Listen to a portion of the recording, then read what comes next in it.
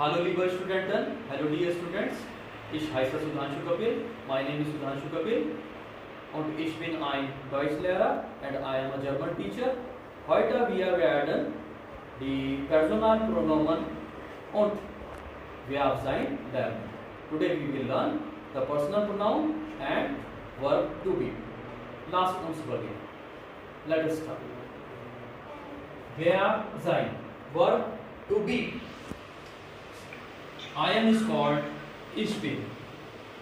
You are informal is called du bist. He is called er ist. She is called sie ist. It is called es ist.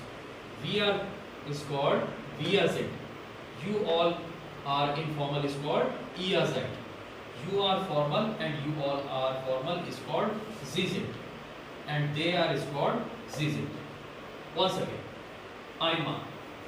I am is called ich bin. You are informal is called du bist. He is called er ist. She is called sie ist. It is called es ist.